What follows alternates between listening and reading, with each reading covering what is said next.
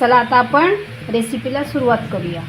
तर आलूचं फतफद बनवण्यासाठी इथे आपण ही आलूची पानं घेतली। तेव्हा ही पानं अशा प्रकारे असतात, गोल असतात जरा, आणि जी आपण आलू वडीसाठी वापरतो ती काळ्या कलरची असतात। आता ही पानं कशी कापायची ते तुम्हाला मी दाखवते। पहिला आपण हा पान कट करून घेणार आहोत। तर पान कट करून घ्यायचा आणि हे डेट सुद्धा आपल्याला वापरायचं आहे। पहिले काय करायचं, आपण असे सरळ असं हे कापून घ्यायचं, सरळ रेषेत।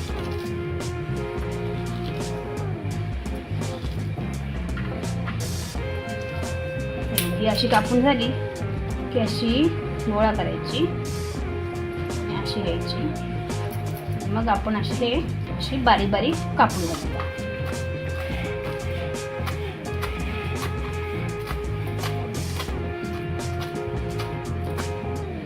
अशा प्रकारे आपल्याला ही कापून घ्यायची। आता आपण डेट दाखवतो तुम्हाला मी कसा कापायचा तो। आता जो हा डेट असतो ना, तो पहिला थोडासा इथून असा कट करायचा आणि कट केल्यानंतर हे बघा असं जी साली निघते, ही अशी आपल्याला काढायची। अशा प्रकारे मारायचं आपल्याला। नाही बघा, ही पूर्ण अशी साली अशी निघून जाते। पूर्ण अशी शेडी आपण अशा प्रकारे आपल्याला ही पूर्ण शेडी अशी काढून द्यायची आणि असे छोटे छोटे आपल्याला तुकडे करून घ्यायचे। आता मी हे सर्व कट करून घेते।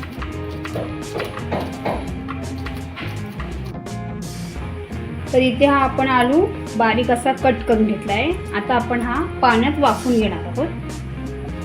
ते इथे मी पाणी गरम करत ठेवलं आहे।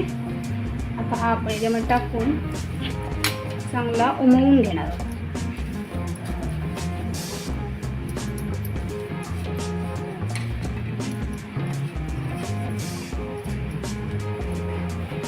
याच्यावर झाकण ठेवून एक 10 मिनिटं आपण हे वाफवून घेणार। तर इथे आपली 10 मिनिटं झालेली आहेत। हे बघा, हे आपलं पूर्ण आता वाफवून झालेलं आहे। आता मी यातलं सर्व पाणी काढून घेते। आपण इथे पॅन गरम करत ठेवला आहे, त्यात आपण तेल टाकणार आहोत। तर तेल आपण तापवून देणार आहोत। तर इथे आपलं तेल तापलेलं आहे, त्यात आपण टाकणार आहोत अर्धा चमचे मोहरी जरा तडतडून द्यायची आपल्याला। नंतर आपण आता त्याच्यामध्ये टाकणार आहोत अर्धा चमचे जिरं। आपलं जिरं सुद्धा छान फुललं आहे। आता आपण थोडंसं हिंग टाकणार आहोत। आता आपण टाकणार आहोत त्याच्यामध्ये, इथे मी 3 लसूण पाकळ्या अशा कट करून घेतल्या आहेत।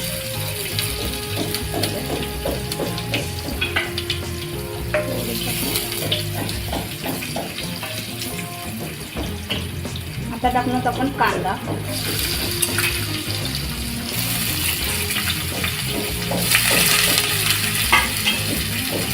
आणि 2 मिरच्या घेतल्या मी कट करून,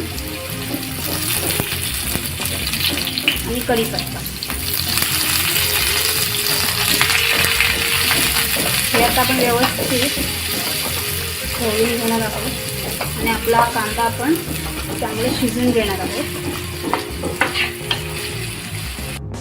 हे बघा, इथे आपला कांदा आता शिजलेला आहे।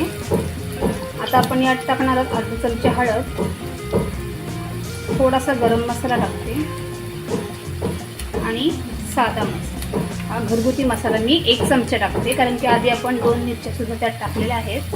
आता हे मिश्रण आपण मिक्स करून घेणार आहोत। आपण मगाशी ती आलूची पानं वाफवून घेतली आहेत आणि त्यातलं पाणी सुद्धा काढून घेतलेलं आहे। आलू आपण यासाठी वाफवतो कारण की जर आलू जर असं खकवतं वगैरे किंवा त्याची खाल वगैरे येते, त्यासाठी आलू हा नेहमी वाफवूनच घ्यायचा आणि त्यातलं पाणी हे काढून घ्यायचं। आता आपण टाकणार आहोत हे आलू, जे आपण मगाशी वाफवलेलं ते मी पाणी काढून घेतलेलं आहे।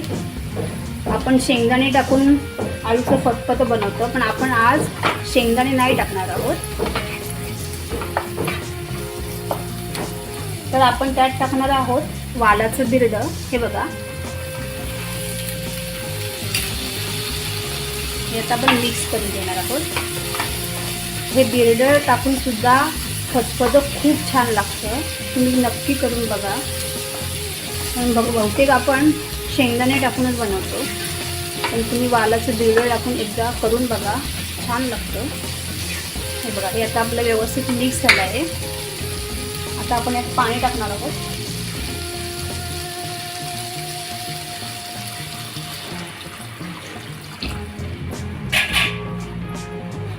आलू आपला शिजलेलाच आहे, पण आपण जे बिरडं टाकलं आहे ते आपल्याला शिजून घ्यायचं आहे, त्यासाठी आपण हे पाणी टाकलं आहे.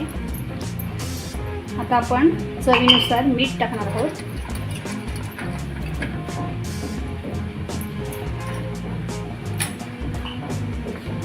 आता आपण हे झाकण ठेवून एक 10 मिनिटं शिजून घेणार आहोत. आता इथे आपले 10 मिनिटं झालेले आहेत. आता आपण बघूया.